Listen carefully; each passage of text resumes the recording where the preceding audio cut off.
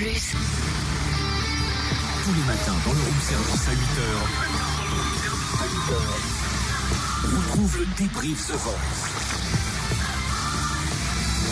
Découvre les coulisses avec Cynthia et Totem. 8h05 sur Fréquence Plus, c'est l'heure du débrief The Voice et certains médias l'appellent le Joe Cooker belge. Oui, en fait c'est parce que Pascal Obispo a dit que ça ressemblait à Joe Cooker. Ils n'ont rien inventé.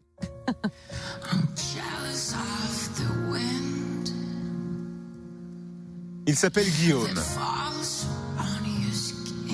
Il vient de Belgique. Il a 27 ans et c'était son anniversaire pour l'audition. Oh, en plus, bel anniversaire du coup.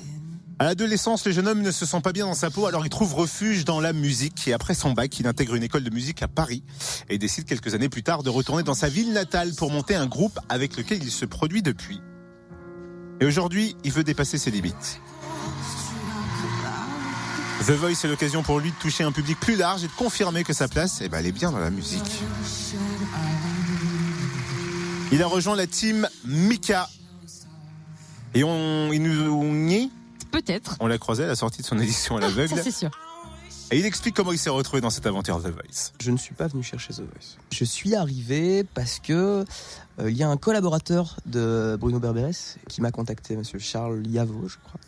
Et voilà, s'en est suivi toute une remise en question parce que c'est une mise en danger aussi. Tu vois, moi je fais pas mal de choses sur le côté, mais disons que je fais de la musique 7 jours sur 7. Il y a des jours qui me rapportent de l'argent, il y en a d'autres qui m'en rapportent pas. Et là, pour la plupart du temps, quand c'est de la création, ça m'en rapporte pas, ça m'en coûte. Et le fait de venir à The Voice, c'est quand même une grosse mise en danger quand tu fais ce genre de truc-là, parce que du coup, tu passes ton temps à dire aux gens ce qu'il faut faire, et puis tu viens le faire, et voilà. Mais si t'es pas capable de le faire, t'es juste un branquignol, quoi. Une anecdote sur le tournage, c'est le premier tournage de ma vie que je fais avec mon père. Enfin, tu vois, et ça, c'est un truc de malade, quoi. Mais c'est un punk, mais c'est incroyable. Là où on doit rester enfermé, il est sorti 5 fois. Rien à foutre, moi. Bon, ça, c'est extraordinaire. Moi, je suis tellement fier de lui. Vous vous rendez pas compte, mon père, c'est un proto-punk. Hein. Ah non. Demander la permission pour aller faire pipi. Mais il va pas te dire tu m'as pris pour qui, mais il va aller pisser, quoi. Tu vois. Et moi j'ai beaucoup d'admiration pour ça, pour des gens qui sont pas forcément contestataires, tu vois, à lever le poing, à faire mais qui le font, quoi. Moi je trouve ça super classe.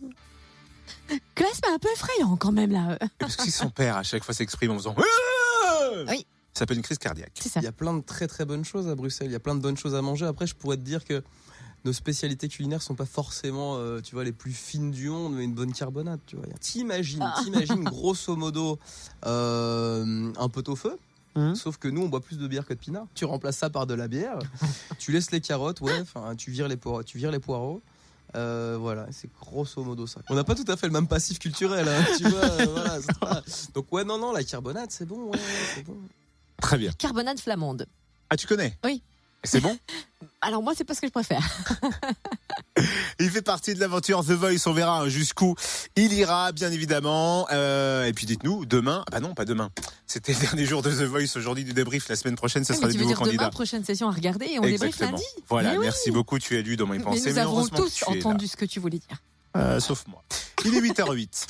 Retrouve le débrief The Voice En replay. fréquenceplusfm.com. Fréquenceplusfm.com